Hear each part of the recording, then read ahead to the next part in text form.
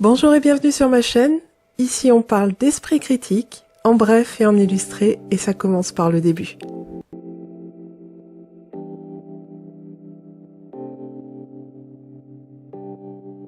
Dans l'épisode précédent, on a vu qu'il était utile de placer l'hypothèse la plus plausible en premier dans notre raisonnement, et cela peut aussi être celle pour laquelle les preuves dont nous disposons sont de meilleure qualité. Ok, mais du coup, c'est quoi une preuve ? La notion de preuve varie beaucoup d'une personne à l'autre, mais dans les domaines académiques comme les sciences, il existe une définition commune.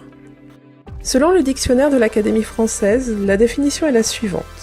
Une preuve est ce qui établit la vérité d'une proposition, d'un fait. Par exemple, quand par moins 10 degrés je dis qu'il fait froid, c'est relatif, mais la preuve que je dis vrai, c'est la vapeur qui sort de ma bouche et l'indication de température du thermomètre. Là, on est sur une affirmation ordinaire. Les affirmations ordinaires, elles sont faciles à justifier, souvent on n'a même pas besoin de les prouver.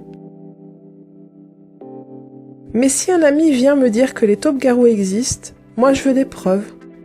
J'adore les univers fantastiques, mais si un truc monstrueux et agressif peut me bouffer le pied quand je bêche mon jardin les soirs de pleine lune, alors je veux savoir, je tiens à mes pieds. Son affirmation à mon ami, elle est pas ordinaire. Du coup, je vais demander une preuve, et pas une petite. Parce que bon, s'il y a des taupes-garous dans mon jardin, je vais devoir en tenir compte. Mais s'il n'y en a pas, eh bien je vais pas m'embêter à commander ces nouvelles bottes de jardin renforcées vendues à prix d'or sur un obscur site web. Et qu'est-ce qui pourrait constituer une preuve solide de leur existence ? Premièrement, s'il me dit qu'il pense que c'est tout à fait possible que ça existe ou même qu'il en est sûr, ben c'est son opinion. Ça dit pas si c'est vrai ou non. Et quand bien même il serait sûr d'en avoir vu, son témoignage ne suffirait pas. Deuxièmement, s'il me dit que d'autres personnes en ont vu et qu'il les croit parce qu'elles sont fiables, même que son cousin il s'est fait mordre et c'était pas joli, ben je ne sais toujours pas. Les personnes qui lui ont raconté ça, elles ont pu lui faire une blague ou se moquer de lui ou même penser en avoir vu pour de vrai. Ces personnes, elles sont sûrement fiables et le cousin a peut-être même une vraie blessure. Mais c'est pas plus une preuve que ça existe. Moi, je ne sais pas reconnaître une morsure d'une autre et je ne suis pas sûre qu'eux savent mieux les reconnaître. Troisièmement, il peut me dire qu'il a entendu un expert en taupes-garous dire que ça existe ou lu son livre. Là, s'il me montre ce qu'il a lu ou entendu, je peux lui accorder le bénéfice du doute. Mais je ne sais pas encore. On a des experts pour à peu près tout, et ils peuvent facilement écrire des livres et créer des sites internet pour exposer leur vision sur un sujet qui les passionne. S'il ne s'appuie pas sur les connaissances de la communauté scientifique, on ne peut pas savoir si ce qu'il dit est vrai ou pas. Enfin, si cette espèce a été observée et étudiée par des zoologistes depuis longtemps, et si tous les zoologistes ou presque sont d'accord pour dire qu'elle existe, là, ok, cette preuve-là est solide.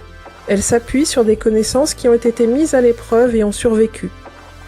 Je vais accepter de devoir faire gaffe à ces bestioles. Du coup, je vais mettre des bottes de sécurité pour bêcher mon jardin les soirs de pleine lune. Au final, face aux affirmations extraordinaires, on a besoin de preuves solides. La preuve, c'est central quand on veut savoir si on peut se fier ou non à ce qu'on nous dit. Résumons tout ça. Un témoignage, une opinion, est un niveau très faible. L'avis d'un expert dans son domaine a un niveau moyen. Et le consensus scientifique, lui, a le niveau de preuve le plus fort.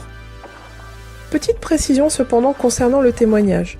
Ça n'est pas toujours très intuitif. Lorsque notre meilleur ami nous raconte une anecdote, on n'a pas envie de remettre sa parole en question. On ne veut pas l'accuser de mensonge. En général, l'ami en question est même de bonne foi, il ne veut pas nous mentir, il a juste été trompé par son cerveau.